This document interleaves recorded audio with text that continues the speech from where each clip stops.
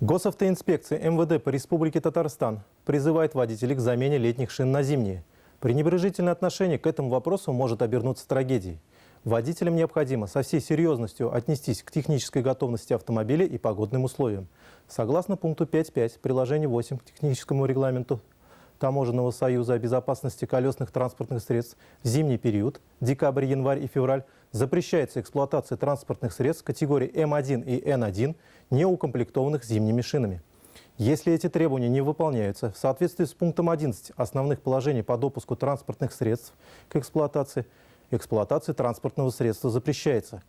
Также запрещается устанавливать на одну ось шины различных размеров, конструкций, моделей с различными рисунками протектора, морозостойкие и неморозостойкие, новые и восстановленные, новые и с углубленным рисунком протектора.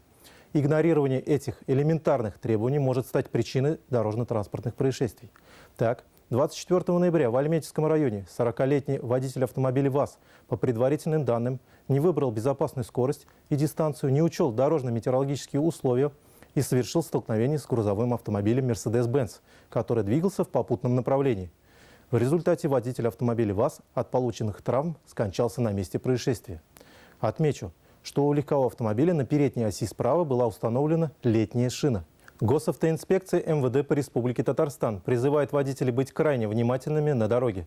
Водители должны выбирать такую скорость, которая обеспечила бы безопасность дорожного движения в сложных дорожно-метеорологических условиях.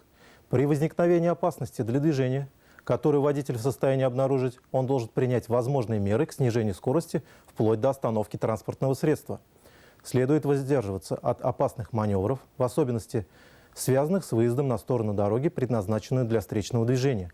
Необходимо пристегиваться ремнями безопасности и перевозить пассажиров, пристегнутых ремнями безопасности. В случае возникновения нештатных ситуаций на дороге обращаться за помощью в Госавтоинспекцию по телефону 5 3 3 3 8.